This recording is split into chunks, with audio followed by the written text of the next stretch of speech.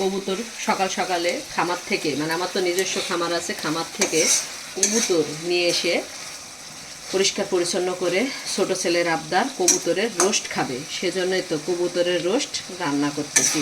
আর তার সাথে আবার পরোটা না হলে চলে, এর জন্য আবারই তো একটু আটা নিয়ে এসেছি, পরোটা করবো সেজন্য। আর তার পাশাপাশি আমার বড় ছেলে আবার কবুতর কম খায়, তাও খায়, রোস্ট করলে খায়, কিন্তু ঝোল করলে কখনো খায় না, ঝোল করলে খায় না। সেজন্য ওর জন্য আবার কি করছি, এই যে মুরগির মাংস, বাড়ির মুরগি বড় বড় টাইগার মুরগি ছিল, এই মুরগির মাংস বুট দিয়ে রান্না করতে অনেক ভালো লাগে, সেজন্য তো বুট দিয়ে মুরগির মাংস রান্না করলাম। আর তার পাশাপাশি বেশি কিছু রান্না করিনি,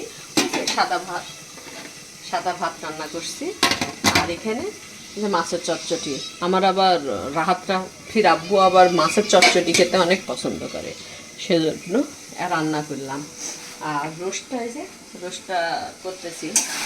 আর এখন আটাগুলো ছেনে নিয়ে কয়েকটা পরোটা বানাবো, যেহেতু বুট দিয়ে মাংস রান্না করছি আর কবুতরের রোস্ট।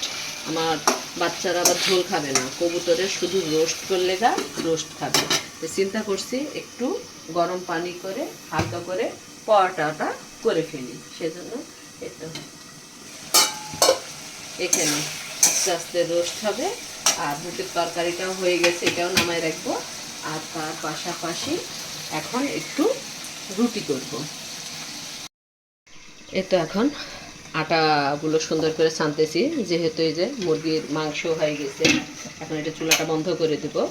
আর কবুতরের রোস্ট, আমার ছোট ছেলে কবুতরের রোস্ট খাবে, কবুতরের রোস্ট করা কমপ্লিট হয়ে গেছে। আর আমার মিনি বাবু খাওয়ার জন্য এসে বসে আছে, দাঁড়া তোমাকেও খেতে দিব, ওইও ভাত খাবে মাংস দিয়ে। ওর জন্য যে আটাগুলো ছেনে নিচ্ছি, আটাগুলো ছানার পরে একটু হালকা তেল দিয়ে পরোটা করব।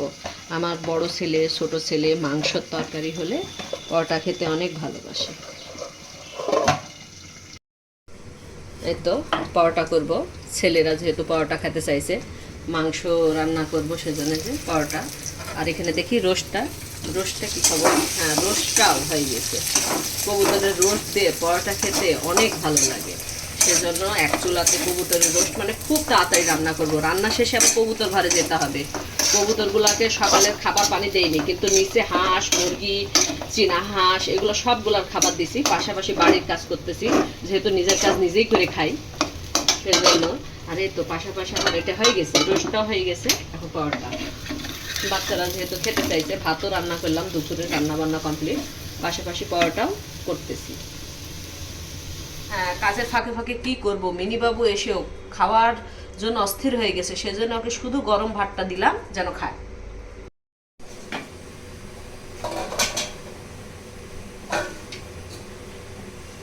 রুটি তো করতেই হবে, রান্নাও করাই লাগবে।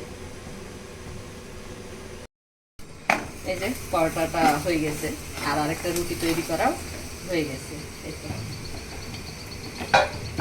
খুব তাড়াতাড়ি কাজ করা লাগবে, কাজ করতে হবে খুবই দ্রুত, রান্না বান্না কাজ সব এটা কমপ্লিট, ছেলেরাও খাবে।